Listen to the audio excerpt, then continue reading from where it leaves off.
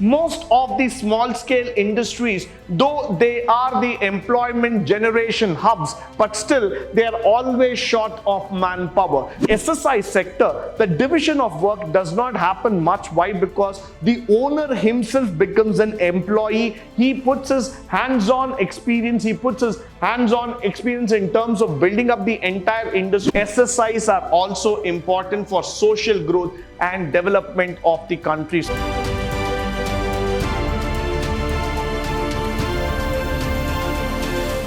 Good morning and welcome to the third session in Unit 4 in Entrepreneurship and Small Business Management, where we are going to talk about the Small Scale Industries Organization. Now, what could be even more interesting when we are going to talk about this entire sector, which is run by this beautiful organization called as the SSI. Now, these are one of those industries which involve in manufacturing, production, rendering of services that are done in small or in big level. Now, when you look into this image itself, hundreds and thousands of people get employment because of the small scale industries. These industries make a one-time investment in machinery, plant, equipment, but it does not exceed more than 10 crore and the annual turnover does not exceed 50 crores. Now, what happens here is that these are those industries whose name is not being published everywhere, where people do not remember by the name, logo, symbol, or it does not come to the top of the mind every time. But these are the industries which fuel the growth of Indian economy. These are the industries which provide employment to hundreds and thousands of people across India. Though the investment is less, the turnover is less, but still they are the pillars of Indian economy. So with that, when we move forward into the introduction of SSI, essentially the small scale industries are comprised of all those who manufacture, render all kind of services with a less manpower. Now, that is one thing that you need to understand and appreciate here. Most of the small scale industries, though they are the employment generation hubs, but still they are always short of manpower. They do not get that necessary skilled manpower every time, which makes this entire SSI take a back seat sometimes. But then you need to understand that these enterprises must fall under the guidelines set by the government of India. Most of the time, what happens here is that the small scale industries do not take the guidelines of government. They just believe that we can do things on our own. We know how to run our industry. We have our own hindsight experience and belief that comes into their mind, and they just start running the industry. So sometimes what happens is that they falter upon expectations. They're not able to reach the target. They're not able to come up to that level. Now, moving further, the SSIs are definitely the lifeline of the economy, especially in developing countries like India. Until the year 1991, we were a country who were completely enclosed like a pearl inside a shell. We did not know about the boundaries of other countries. We did not know about export-import. We did not know about open economy. We were not a country who were chasing the FDI targets. But today, India is a country that is most sought, that's most wanted by most of the international organizations in terms of setting up their manufacturing base, their service and technologies, and India is becoming the hub for production of any high-end technology. Today, India's story is completely changed. India is becoming a dynamic nation, trying to promote employment, trying to promote opportunities, and trying to become the manufacturing leader in the world. With all this prime targets in our mind, with all these good factors in mind, what's the most important thing is that we need to promote those small scale industry. Why? Because they are the lifeline of this country. For any developing organization, for any developing country, SSIs become a primary target that has to be focused so that we can generate better employment. Followed by, these industries are generally labor intensive and hence they play an important role in creation of employment. Now, nevertheless, when you start thinking about the real estate sector, when you start thinking about the allied sectors that are associated with the construction industry, they're all labor intensive in nature. That's probably one of the reasons the construction real estate sector is a lead generator of employment. There are several sectors like that. When you talk about the dairy, when you talk about chemicals, when you talk about automobiles, ancillary part, the textile, or when you start talking about in terms of small components manufacturing for those heavy machineries. But all these things require labor to a certain level, to a certain skill altogether. But when we are not able to get that, when we are not able to reach to that level, automatically the SSIs fall off the target and they are not able to get enlightened altogether. So that's why what we try to understand here is that SSIs being a crucial sector, both from the financial and the social standpoint view, with the help of they will definitely help to improve the per capita income with the resource utilization and build up the economy. So now the government has started taking this ideology in the mind very, very clearly, stating that they will go forward and they will try to put the SSIs in the limelight. They now want to see that every single small scale organization is able to get the necessary financial support, they are able to get the labor, they are able to get the technology on time so that they can start the production immediately and they can take it forward to the great heights. But nevertheless, we also have to understand that this is not going to be an overnight target. This is not going to be an overnight dream to be achieved. This is going to be a journey which will take some time. So we need to be patient, we need to provide the support, and we need to be a part in terms of this journey to success. Now, following right, let us look at the industries that are covered by this small scale industry sector altogether. Now, when you start looking into bakeries, school stationaries, water bottles, leather belt, small toys, paper bags, photography, and the beauty parlors, these are all prominent sectors of the small scale industries altogether. Now, why do we call them as prominent sectors? What is so special about it? Look at bakeries itself. Let us start with that industry here. Bakeries are the most common format of starting up a micro or a small business altogether, which provide a simple kind of snack to the customers. But what does the bakery exactly need is a small-time financial help with a very less investment on the equipment, on the machinery altogether. But this is a very, very booming business. In the last 2 years, because of the pandemic, one of the sector that suffered the most was the bakeries, because they were not able to promote their food products. They were not able to generate revenue at all. Now, when you start seeing the school stationaries, apart from those big names like the ITC's Classmate or Camlin industry altogether, you have several small-scale companies which provide support in terms of manufacturing the school stationaries. Now, these are all small industry units spread across the vast subcontinent of our country, which try to promote, which try to help them in many ways. They are not branded, their names are not known, their tags are not known, they do not have any punchlines at all. But still, these are the lifelines for all those big industries who help in terms of manufacturing of notebooks, pencils, scales, pencil box, and other kinds of items. So definitely there needs to be a lot of emphasis that needs to be given to this particular sector that can start being promoted, that can actually start developing the economy. Water bottles and leather belt, these are something which is now becoming quite fancy enough. Why? Because with the men's accessory lids going up and with the the collection and the range of water bottles that are being now used all across, there is definitely an emphasis that has to be given to this sector.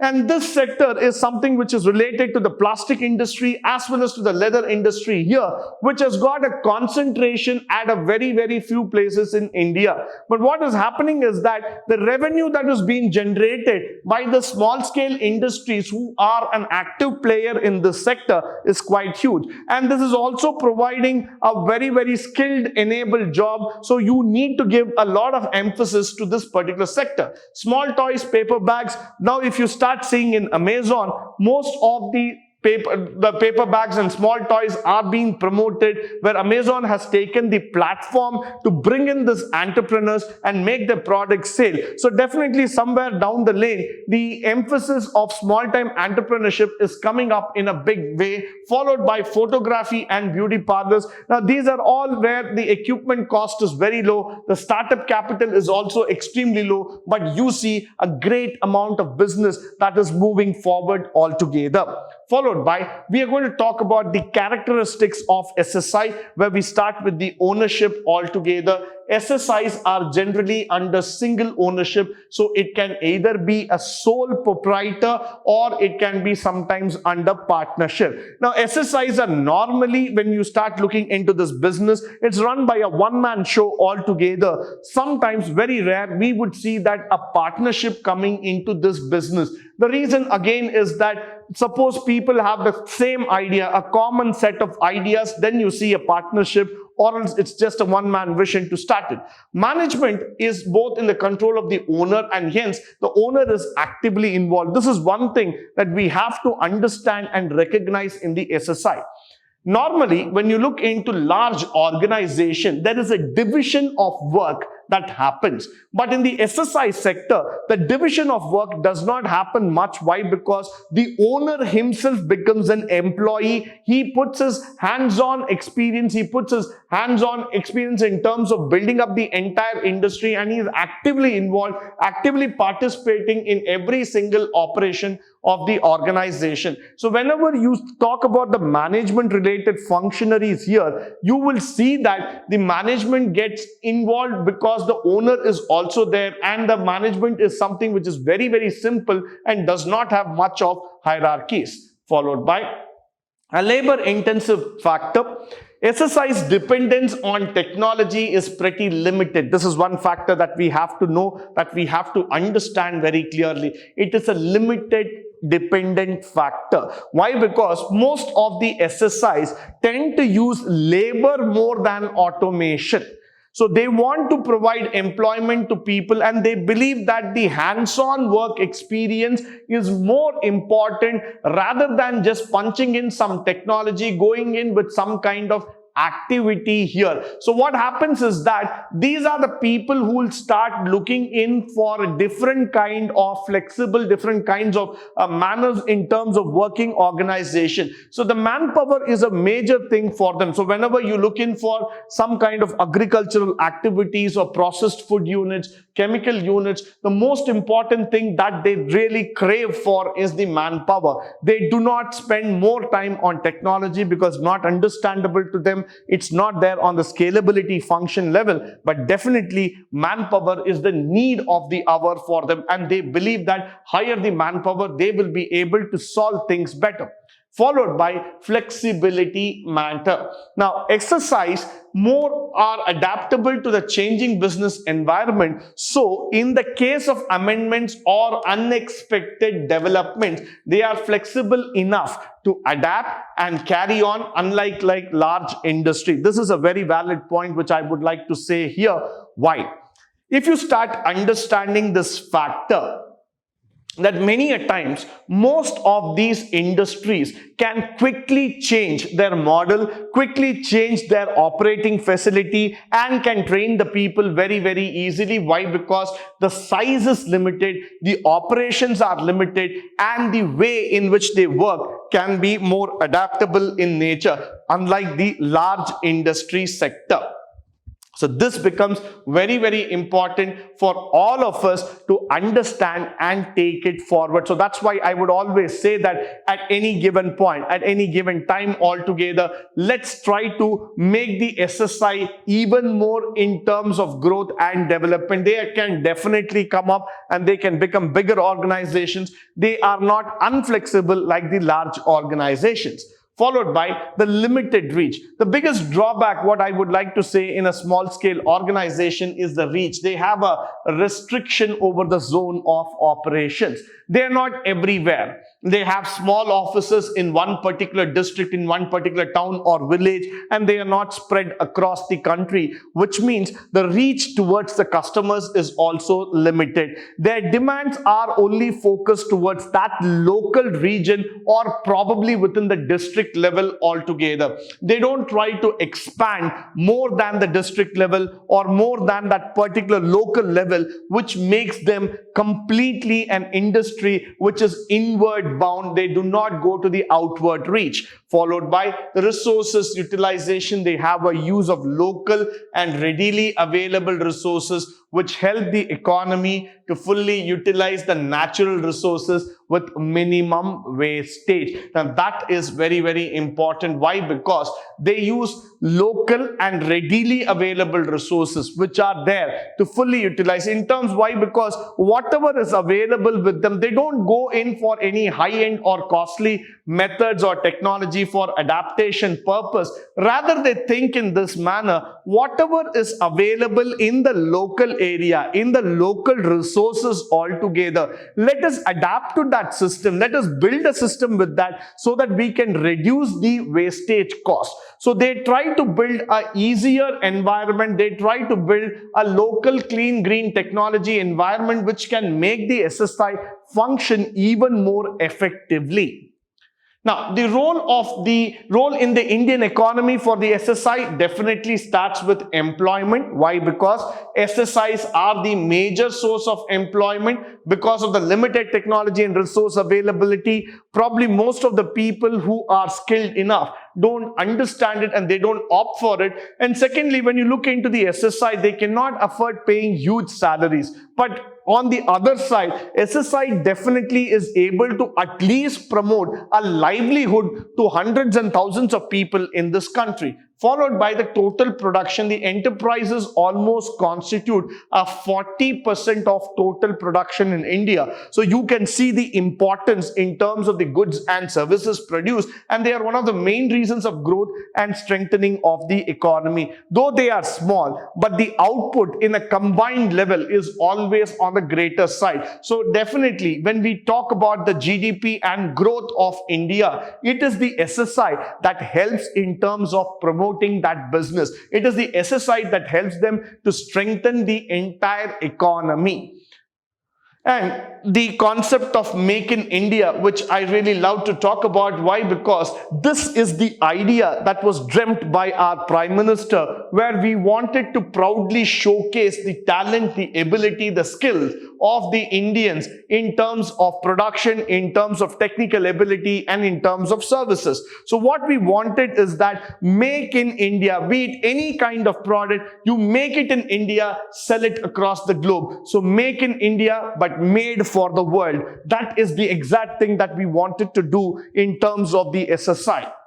Now, we also want to understand that by doing this particular factor, we will be able to create demand across the globe by which Indian products will gain prominence, and we will be able to generate a better foreign direct investment altogether. Now, the initiative that we have taken here is that first, to improve the manufacturing units altogether. We want every single manufacturing unit to have the state-of-art technology, to have the better financial assistance, to have a better labor-intensive, labor-based kind of skill-based labor altogether, and to promote the products worldwide. So once this happens, then we will be able to promote and we will be able to get a better recognition. Followed by the export contribution. India's export industry majorly relies on these small industries because nearly half of the goods that we export come from this small-scale industry. That's very, very important for us to note at this juncture.